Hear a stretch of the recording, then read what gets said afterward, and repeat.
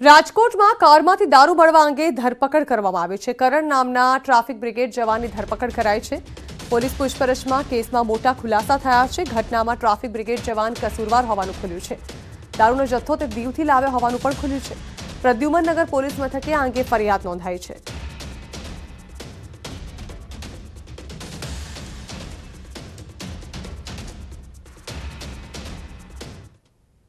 મોરબી માળિયા મિયાણાના કોબાવાંઢ વિસ્તારમાં સીપીઆઈની ટીમે દરોડા પાડ્યા। સીપીઆઈની ટીમે આથો તેમજ દેશી દારૂનો મોટા પ્રમાણમાં જથ્થો ઝડપી પાડ્યો છે। માળિયાથી ફતેપર જવાના રસ્તે સ્થાનિક પોલીસ દ્વારા દરોડા પાડવામાં આવ્યા હતા। પોલીસે 150 લીટર ગરમ આથો, 2000 લીટર ઠંડો આથો તેમજ 160 લીટર દેશી દારૂ તેમજ ભઠ્ઠીનો સામાન જપ્ત કર્યો હતો। પોલીસે કુલ 7500નો મુદ્દામાલ જપ્ત કરી કાર્યવાહી હાથ ધરી।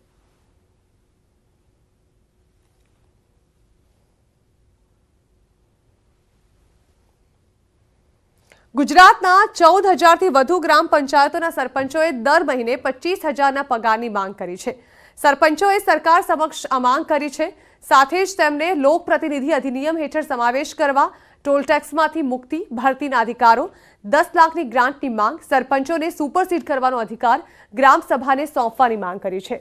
રાષ્ટ્રીય સરપંચ સંઘ અને ગુજરાત સરપંચ પરિષદની આ બેઠકમાં ઠરાવ કરાયો છે। કુલ 41 માંગો સાથે આ ઠરાવ પસાર કરવામાં આવ્યો છે।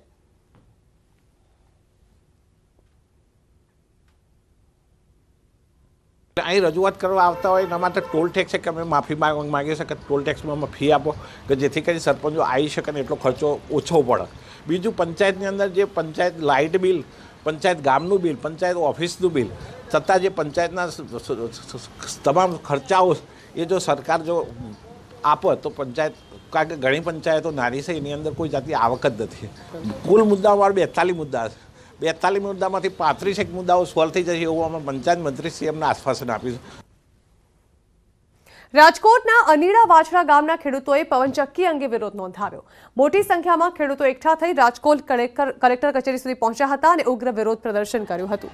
સાથે જો પવનચક્કીનું કામ તાત્કાલિક બંધ નહીં કરવામાં આવે તો વધુ ઉગ્ર આંદોલનની ચીમકી ઉચ્ચારી હતી।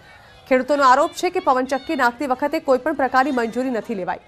એટલું જ નહીં, જ્યારે ખેડૂતો પવનચક્કીના કામનો વિરોધ નોંધાવવા જાય છે ત્યારે અસામાજિક તત્વો તેમને ધમકી આપે છે।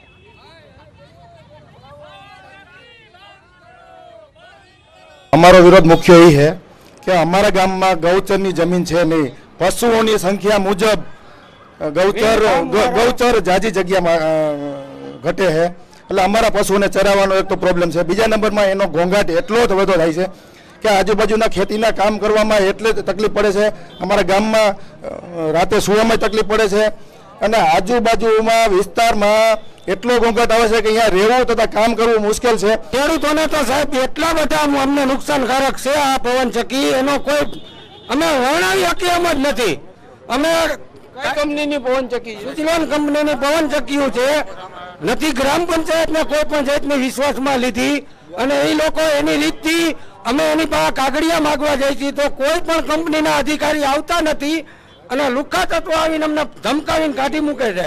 ત્યાં અમારે ગૌચરની જગ્યા છે, એમાં કઈ ઢોરને ચરવાનું કઈ રહેવા નથી, ધરાર કરીને ચાલુ કરે છે અને ગામના અમે બધા જાય એટલે ધામ ધકમી હારે છે, જળને તલવારું દેખાડે છે।